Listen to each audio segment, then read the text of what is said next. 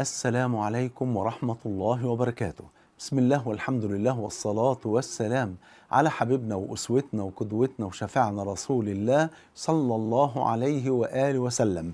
130 زلزال وبركان في إثيوبيا، فما هو مصير سد النهضة؟ تعالوا نعرف بعد ما نصلى على حبيبنا صلى الله عليه وآله وسلم. في البداية لابد أن نعلم أن مقاليد الكون كله بيد الله، وأنه لا يحدث شيء في الكون إلا بأمر الله وبقدر الله.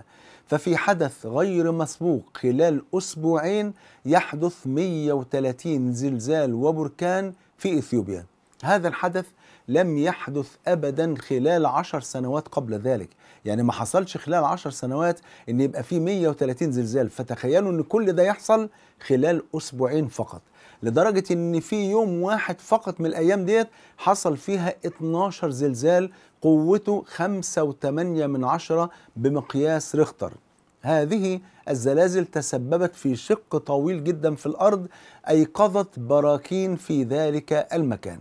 صحيح إن المناطق دي مناطق زلازل، ولكن كان المعتاد حدوث مثلا من 5 زلازل ل7 زلازل ل10 بالكتير في السنة، لما دلوقتي بقى يحصل 10 زلازل و12 زلزال في اليوم مش في السنة. تخيلوا حضراتكم، ففي أيام حصل فيها 12 زلزال في يوم واحد، وهذا شيء غير مسبوق. قوة الزلازل ديت بتزداد يوما بعد يوم، يعني هي لما بدأت بقوة 4.5 بمقياس ريختر، لحد ما وصلت دلوقتي ل5.8 بمقياس ريختر، وده تقريبا قريب جدا من نفس قوة الزلزال اللي حصل في مصر سنة 92. كانت قوته بعضهم بيقولوا ان هي كانت 5.8، وبعضهم بيقولوا ان هي كانت 6 بقوة بمقياس ريختر. ولا حول ولا قوة إلا بالله. إثيوبيا دي معلومة صغيرة، فيها 59 بركان خامد، يعني متوقف، ما عدا بركان واحد في منطقة بعيدة جدا عن سد النهضة، وهو ده اللي نشط نشاط خفيف جدا وأصبح مزار كمان للسياح. لكن فيه 58 بركان خامد. أحدث بركان فيهم كان سنة 1967، وبالتالي فالبراكين دي يعني بتفضل خامدة لحد ما يحدث شيء يحركها. إيه اللي يحركها؟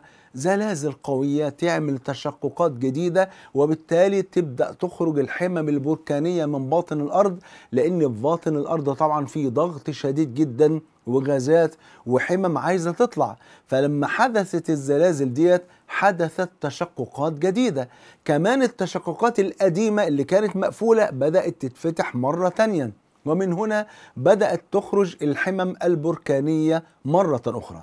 شفنا بركان واحد بس اللي نشط ومطلع كده زي مية بغبار بعفار بطمي، ما بيطلعش حمم بركانية، تمام. لكن الخوف كله ان في بركان كبير قريب منه، تمام، وهو الأكبر وعنده كثافة سكانية أكبر من ذلك بكثير، فلو قام لكان منه خطر عظيم، ولا حول ولا قوة إلا بالله.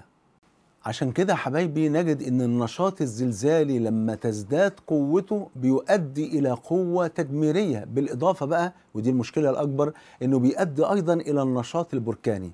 ما هو لما بتتحرك الصخور وتتفتح بتبتدي الحمم البركانية تطلع مرة تانية وتنشط البراكين مرة اخرى بسبب تلك الزلازل.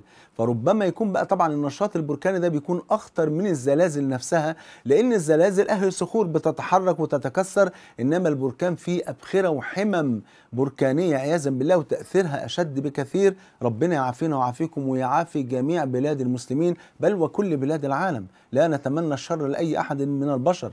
طب السؤال هنا بقى، ما مصير سد النهضه؟ الجواب إن البركان الذي نشط الآن في إثيوبيا اسمه بركان دوفان. ده بركان صغير جدا، وبينه وبين سد النهضة 3 جبال، ومعروف حضراتكم إن الجبل على قد طول الجبل على قد ما بيبقى العمق بتاعه تحت الأرض. يعني لو طول الجبل مثلا 30 متر أو 50 متر أو 100 متر بيكون عمقه في الأرض برضه 100 متر، واضح كده؟ فال3 جبال دي بفضل الله بتمنع وصول تأثير البركان دوت للسد بفضل الله. لكن المشكلة الأكبر في إن في بركان أكبر منه اسمه فانتالي. البركان ده خامد، الخطر منه بقى إذا ثار هو ده اللي ممكن يؤثر فعلا على المنطقة، ولكن ربنا يسلم إن شاء الله. السؤال الثاني، طيب هل سد النهضة بقى نفسه هل له تأثير على حدوث الزلزال دوت؟ الجواب إن وزن سد النهضة بالبحيرة بتاعته ممكن يؤدي إلى نظام زلزالي محلي في منطقة سد النهضة، كما يعني يقول علماء الزلازل، بيقولوا إن وزن سد النهضة بالبحيرة بتاعته ممكن يؤدي إلى نظام زلزالي محلي مش أو محلي، مش نظام بقى يعني إن هو يفتح بقى ويأثر على الدول اللي حواليه، لا، يعني يبقى زلزال بس في المنطقة دي فقط، لمنطقة سد النهضة. ولكن الذي يحدث الآن يعني اطمئن، هو بعيد تماما عن سد النهضة بحوالي 500 كيلو متر. يعني اللي احنا بنتكلم عنه ده كل ده بعيد عن سد النهضة ب 500 كيلو، يعني ما هوش عند سد النهضة، تمام؟ فيبقى سد النهضة ما هوش مؤثر بالنسبة للوزن. ولكن خدوا بالكم، لكن ممكن لو بحيرة سد النهضة حدث فيها تسرب مائي في التشققات الموجودة في الهضبة الأثيوبية اللي منها أخدود يسمى أخدود النيل الأزرق، وده يعتبر ممر مائي تحت الأرض. فلو حصل أي تسرب بقى من بحيرة سد النهضة، فممكن توصل المياه إلى منطقة الزلازل الحالية، لأن وصول المياه ديت ما بين الكتل الصخرية الضخمة بالمية مع الطمي بيسهلوا على انزلاق الكتل الصخرية، وبالتالي بيساعد على وجود الزلازل. واضح كده؟ يعني إذا سد النهضة في حد ذاته ما يسببش زلازل، هو والبحيرة بتاعته، ولو تسبب ذلك ممكن يتسبب بسبب الثقل بتاعهم في زلزال محلي في المنطقة بتاعته بس، تمام؟ ما يأثرش على أي دولة تانية ولا أي مكان تاني. إنما لو حصل إن المية بتاع بحيرة السد تسرب منها الماء من خلال الممرات المائية ديت ووصلت للمنطقة اللي فيها الزلازل، ممكن بقى من خلال المية والطمي تنزلق الصخور فتتسبب في حدوث زلازل. والزلازل لما بتحصل لو كان في قريب منها براكين بتثور البراكين مرة تانية وتبتدي الحمم البركانية تطلع مرة تانية، ولا حول ولا قوة إلا بالله. ولكن لابد أن نعلم بكل اللي احنا بنقول ده كلام علمي، لكن لا شيء يحدث في الكون إلا بإذن الله سبحانه وتعالى، وده يدعونا إلى التوبة والعودة إلى الله. إن الله لا يغير ما بقوم حتى يغيروا ما بأنفسهم. قل يا عبادي الذين أسرفوا على أنفسهم لا تقنطوا من رحمة الله إن الله يغفر الذنوب جميعا إنه هو الغفور الرحيم. محتاجين كلنا نرجع لربنا ونتوب إلى الله سبحانه وتعالى ونتقرب إلى الله. قال جل وعلا في الحديث القدسي الذي رواه الترمذي بإسناد حسن: يا ابن آدم إنك ما دعوتني ورجوتني غفرت لك على ما كان منك ولا أبالي. يا ابن آدم لو بلغت ذنوبك عنان السماء أي أطراف السماء ثم استغفرتني غفرت لك ولا أبالي.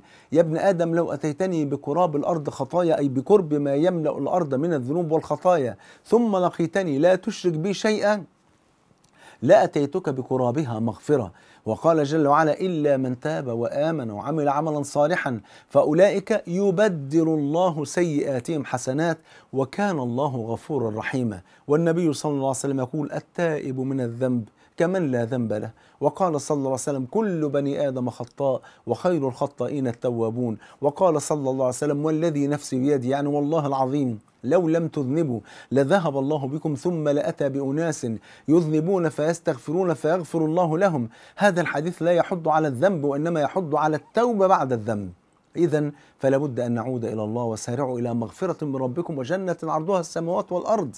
فلا بد أن احنا نسارع ففروا إلى الله، سابقوا إلى مغفرة من ربكم فاستبقوا الخيرات وفي ذلك فليتنافس المتنافسون. فلا بد أن نتسابق إلى الله وأن نعود إلى الله كي ينجينا الله عز وجل من تلك الكوارث وتلك الأهوال، من الزلازل، من البراكين، من الحروب، من الظلم، من ظلم العباد إلى غير ذلك. نجاني الله وإياكم من مآسي الدنيا ومصائب الدنيا بفضل الله سبحانه وتعالى، وجمعني الله وإياكم مع الحبيب المصطفى صلى الله عليه وآله وسلم في الفردوس الأعلى. بحبكم في الله، والسلام عليكم ورحمة الله وبركاته.